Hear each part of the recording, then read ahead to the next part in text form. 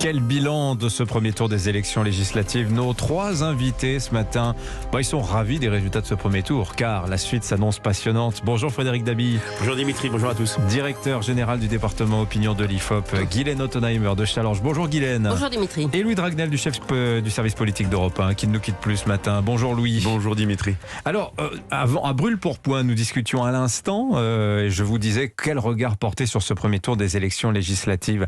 Guylaine Ottenheimer, certains se désoleront des dynamiques en cours. Ceci dit, on peut y voir quelque chose, et on lit ça notamment dans les colonnes du Figaro ce matin, qui se dit que l'entre-deux tours s'annonce absolument passionnant. Et peut-être que le verdict qui sortira des urnes dimanche prochain le sera tout autant. Qu'est-ce qu'il y a de passionnant selon vous dans ces législatives?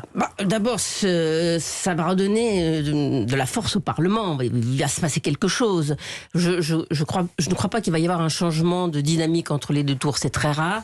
Et on voit bien que là, l'électorat, enfin le peuple français a donné une gifle à Emmanuel Macron. C'est pas une bérésina, c'est pas un fiasco. Il va pouvoir gouverner avec une majorité relative ou une majorité absolue, c'est là toute la question. Mais c'est une gifle. Par rapport au score de 2017, c'est quand même une gifle. Et ce qui est intéressant, c'est que de toute façon, là, Emmanuel Macron devra écouter le Parlement. Et il devra donner des gages à soit Horizon, soit le Modem, soit une partie de LR qui devra faire la pointe des voix. Donc on va avoir des discussions. Et moi, je trouve que c'est bien qu'il y ait des discussions parce que ça permet d'acculturer les décisions.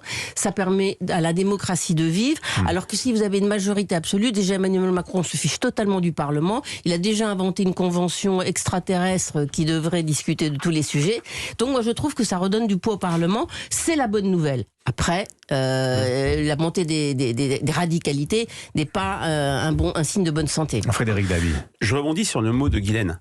Gifle. C'est tout ce terme gifle où ces ministres sanctionnés ou en difficulté montrent à quel point ce premier tour a été en rupture totale avec les élections législatives. Est-ce que vous y allez pas un peu fort quand vous dites gifle? Parce que sur 15 ministres, les 15 sont au second tour. Le gifle pour Emmanuel Macron, pour la majorité, quand on recule de 6 points par rapport à la législative dans le total national précédente, nationale, quand il y a eu une incertitude jusqu'au bout sur le fait que la NUPES soit en tête à l'issue du premier tour, ça n'a aucun signification politique, mais c'est très symbolique. Ça en dit long sur cette élection législative qui n'est pas du tout dans les canons des élections précédentes où l'effet de souffle présidentiel soufflait fort, jouait fort et permettait de manière très facile au président élu ou réélu, Jacques Chirac en 2002, d'avoir une majorité absolue. On voit très bien à quel point ce schéma classique a été battu en brèche, puisqu'on peut parler du gifle, on parle de ministres en difficulté, certains seraient peut-être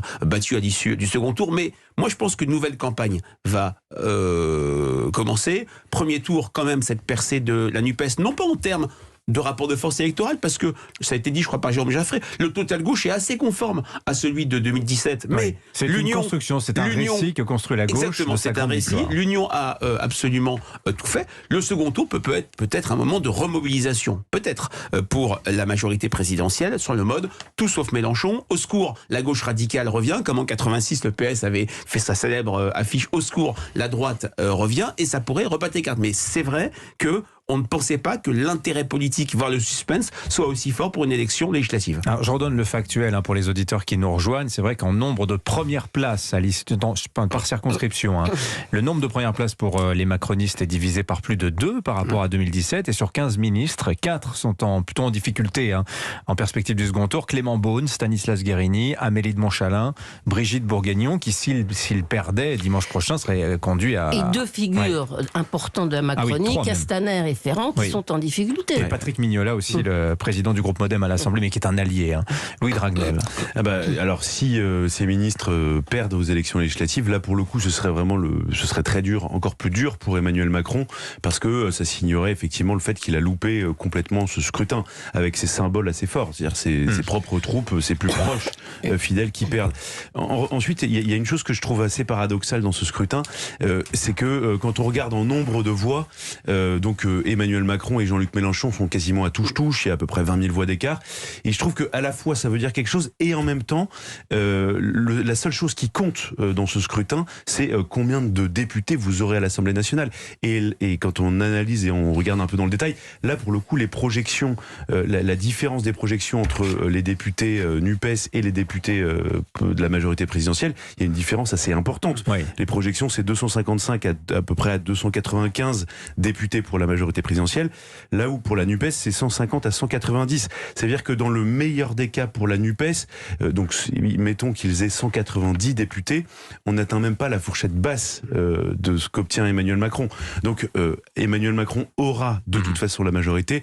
Effectivement, la question c'est est-ce qu'il aura la majorité absolue? Moi, je pense que majorité absolue ou pas, ce sera quasiment ce sera très dur pour Emmanuel Macron de gouverner, parce que dès dimanche soir prochain commence, ça va paraître peut-être paradoxal, le début d'une nouvelle campagne, c'est le début de la présidentielle de 2027 avec Édouard Philippe qui va évidemment attendre un peu. Ah mais si il a toujours un coup d'avance. Mais non, mais parce que un deuxième mandat, c'est ça. On sait que Emmanuel Macron ne pourra pas faire 3 mandats, et Édouard Philippe par exemple, il va être obligé de faire un pas de côté, il va être obligé de marquer sa différence, et donc qu'il y ait majorité absolue ou pas, de toute façon Emmanuel Macron va avoir des difficultés avec ses propres troupes, sa propre majorité, qui va devoir faire des choix assez rapidement. Alors on a peu parlé d'Édouard Philippe, on aura sans doute l'occasion dans la semaine, mais je voudrais peut-être qu'on revienne un instant sur l'abstention, parce que tout le monde dit oui, c'est l'éléphant dans la pièce de cette élection. On passe un peu vite sur ce qu'elle signifie, cette abstention. Je vous cite Vincent Trémollet de Villers dans son édito du Figaro samedi, donc avant le premier tour, parlait d'une désertion mentale de la vie civique qui serait la conséquence, dit-il, de la dévitalisation de la politique. Mais alors, c'est quoi cette dévitalisation de la politique, Guylaine Ottonheimer? D'abord, c'est quelque chose Frédéric Dabi brûlait de répondre, mais juste après. C'est quelque chose qui s'observe dans toutes les démocraties avancées. C'est pas seulement le fait de la France, mais c'est vrai que nous, on connaît une baisse constante de la participation, notamment aux législatives. Mais pourquoi? Mathieu Bocoté disait parce qu'on a trop parlé que du pouvoir d'achat, comme si c'était la vie quotidienne. On vit dans une monarchie républicaine. On ne parle que du président, c'est le président qui décide de tout. Le moindre bouton sur la culotte, c'est lui qui décide quelle couleur elle aura. Donc on ne voit pas le Parlement vivre, on ne voit pas son rôle, on ne voit pas son influence, on ne connaît pas les personnalités, on a l'impression qu'il mouline dans le vide. D'ailleurs, un certain nombre de députés ont renoncé en disant que c'était chronophage, mais que finalement ça servait à rien. Mais il y a un truc qui va pas, Guylaine. Vous disiez tout à l'heure, là on a des élections législatives à enjeu. On a une gauche qui a réussi ce tour de force de se placer au centre. On a des élections législatives et juste avant, le président de la République, pour mobiliser, qu'est-ce qu'il dit? On va créer une convention nationale de la refondation en dehors du Parlement. Alors que c'est le Parlement de refonder s'il y a besoin de changer les institutions, c'est là que ça doit se discuter. Rien ne se discute à l'Assemblée nationale. On est complètement à côté du sujet en matière de démocratie parlementaire, alors qu'à l'origine, la Ve République est une démocratie parlementaire. C'est comme ça que Michel Debré l'a voulu. La réforme de 1962 a complètement fait basculer vers un régime beaucoup plus présidentiel. Et avec Emmanuel Macron, on est au summum de la déformation de nos institutions. Frédéric Dabi. Oui, on a interrogé dans un sondage jour du vote IFOP Fiducial pour Match et LCI TF1 les abstentionnistes, pour quelles raisons n'ont-ils pas voté? Et comme par exemple aux élections régionales, où il y avait une abstention record, celle-ci a été moins pire mais quand même très élevée, c'est le deuxième scrutin national sous la Ve République hors référendum où l'abstention est majoritaire, ce n'est pas rien, c'est 25 millions environ d'électeurs. Les abstentionnistes sont sur une logique que j'appelle de vanité du vote, d'inutilité du vote. Voter c'est vain, voter c'est inutile, une forme d'aquabonisme. Et par exemple, le pouvoir d'achat, c'est le signe, le fait que les prix s'envolent, même si la France est mieux lotie que d'autres pays européens, c'est le signe que le politique ne change plus la vie.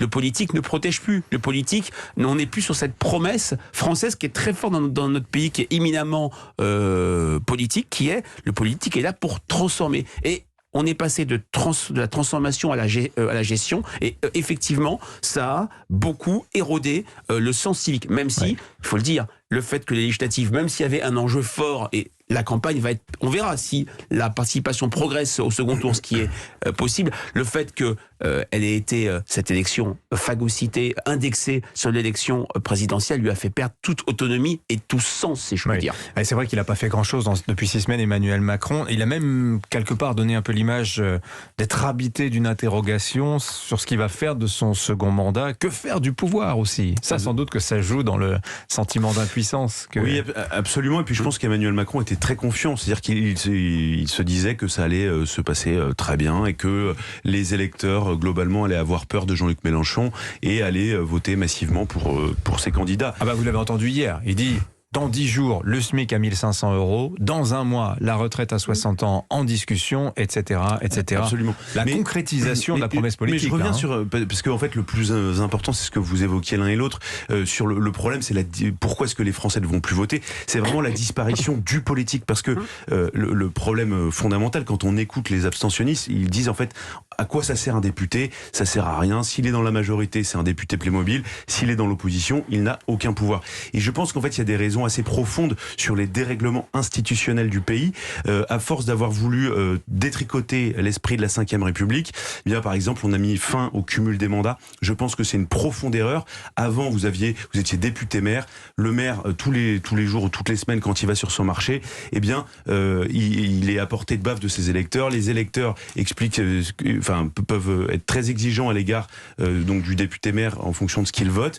Et aujourd'hui, vous voyez bien, tous les reporters qui vont sur le terrain, qui suivent les déplacements ministériels ou présidentiels, ce qu'on voit, c'est que le député est en retrait, alors qu'il y a 10 ans... le député maire, il était invité au bal des pompiers, il était invité à l'inauguration, il y avait sa photo toutes les semaines dans le journal. Le député tout seul, il n'a pas de subvention à donner, il n'est pas invité aux inaugurations. Il n'y a plus de réserve parlementaire. Je pense que c'était une très bonne chose. Ça permettait à un député maire de dire... parlementaire.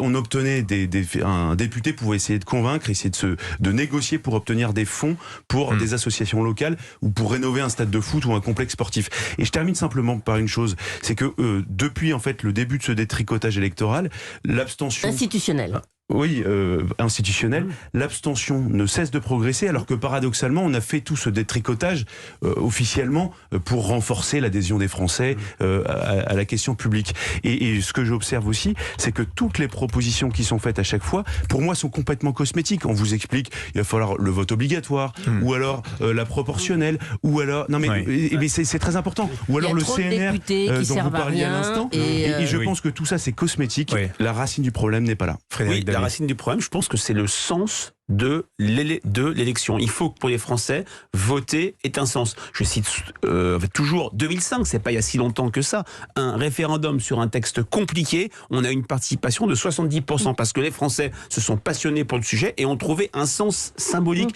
une signification de l'élection, une élection législative si fortement collée à l'élection présidentielle où déjà la participation a été finalement pas si faible que cela.